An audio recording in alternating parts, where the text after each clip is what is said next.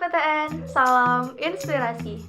Hai teman-teman, gimana nih kabarnya minggu ini? Masih semangat buat sekolahnya?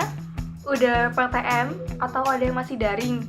Nah, semoga kita bisa cepet-cepet kuliah dan sekolah offline dengan tenang ya, dengan kondisi yang membaik gitu. Karena aku sendiri sedang mau offline nih teman-teman kebetulan. Semoga tetap sehat-sehat ya. Di video kali ini kita tuh bakal membahas suatu hal yang menarik nih, khususnya kali ini aku lebih fokus ke teman-teman yang mahasiswa, tapi sebenarnya teman-teman yang siswa pun juga merasakan gitu. Nah, kita sebagai bagian dari institut pendidikan, nah kita tuh dituntut untuk mampu mengembangkan berbagai potensi diri secara optimal. Nah, sedangkan itu kita tuh selalu dihadapkan dengan berbagai tugas-tugas yang bersifatnya tuh baik ada yang akademik maupun non akademik. Nah, kita juga harus bisa memenuhi tugas-tugas tersebut gitu loh. Tapi kenyataannya kita sebagai siswa atau sebagai mahasiswa seringkali menghadapkan tugas-tugas yang munculnya tuh ketika ada tugas itu tuh males gitu dan enggan gitu untuk mengerjakannya. Nah, sebenarnya teman-teman ini ada bahasnya ini secara psikologis loh. Rasa enggan tersebut berasal dari kondisi psikologis yang dialami kita yang mendorong untuk menghindari tugas-tugas yang seharusnya kita kerjakan. Gejala atau perilaku ini dapat kita sebut dengan prokrastinasi. Nah, kira-kira teman-teman masih asing nggak sih dengan prokrastinasi? Nah, makanya video kali ini harus kalian simak. Prokrastinasi ini adalah sebuah kecenderungan untuk menunda dalam memulai ataupun menyelesaikan sebuah pekerjaan secara keseluruhan, tapi melakukan aktivitas lain yang tidak berguna, gitu teman-teman. Nah, secara detail lagi nih, aku bakal lebih detail lagi. Prokrastinasi ini apa sih? Nah, prokrastinasi sendiri tuh berasal dari bahasa Latin, yaitu dari kata pro yang artinya itu maju ke depan, dan krastinus yang berarti besok. Nah, prokrastinasi sesuai asal kata berarti lebih suka melakukan tugas besok, gitu. Jadi menunda-nunda gitu teman. Nah, umumnya ini dilakukan dalam kehidupan sehari-hari yang berhubungan dengan faktor motivasi rendah dan pusat kendali eksternal, profesionalisme, disorganisasi, dan manajemen waktu yang lemah.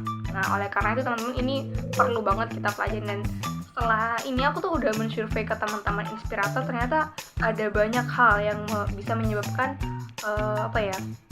prokrastinasi ini. Jadi kenapa sih kok teman-teman itu lebih memilih menunda tugas, atau biasa kita sebut nih kalau anak-anak milenial nyebutnya tim deadlineer gitu teman-teman. Nah, apakah teman-teman juga termasuk? Nah, berdasarkan dari beberapa alasan yang aku kumpulkan gitu teman-teman.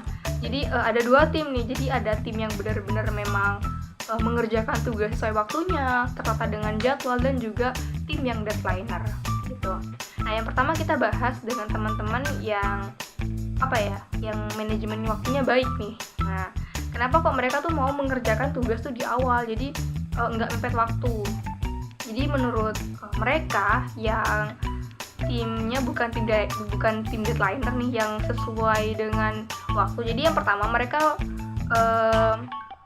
mikirnya tuh ini. Jadi semakin banyak waktu yang kita miliki adalah kita bisa lebih punya banyak waktu untuk research dan juga mengeksplor tugas-tugas yang kita punya. Jadi kita punya banyak waktu untuk mengerjakan sebaik mungkin gitu teman-teman. Jadi kan punya banyak waktu tuh.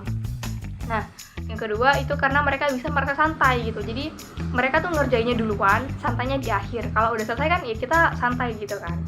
Nah, selanjutnya alasannya mereka tuh karena mereka itu memiliki manajemen waktu yang baik. Jadi ini yang penting banget, manajemen waktu.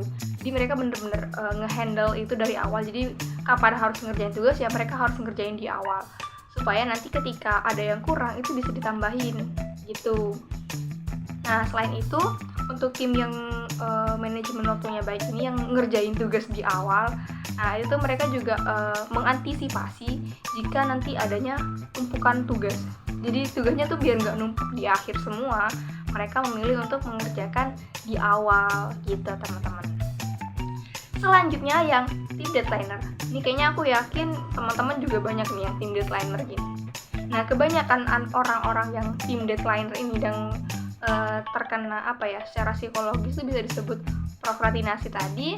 Nah itu karena mereka merasa kalau di mepet-mepet nih, alasan paling umum nih, kalau udah mepet itu otaknya tuh encer, jadi kita bisa lebih lebih ngebut gitu, jadi the power of kepepet gitu kalau kata orang-orang ya gitu teman-teman. Jadi alasannya seperti itu.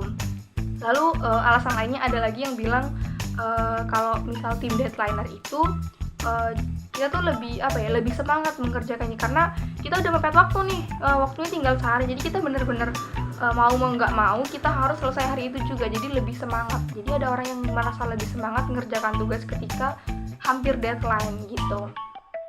Nah selanjutnya ini lumayan aneh ya alasannya, yang dia jadi tim deadliner alasannya adalah karena ketika dia tuh si perfeksionis. Nah dia menjadi tim deadliner karena walaupun dia mengerjakan tugas di awal pun nantinya ketika mepet-mepet deadline dia akan ragu sama jawabannya, jadi dia akan revisi lagi akhirnya dia ikut juga jadi tim yang deadliner. Ini teman-teman itu udah dua sisi yang udah aku jelasin, dan itu udah aku rangkum dari beberapa jawaban teman-teman inspirator yang lain mengenai mengapa mereka memilih untuk jadi tim deadliner atau bukan.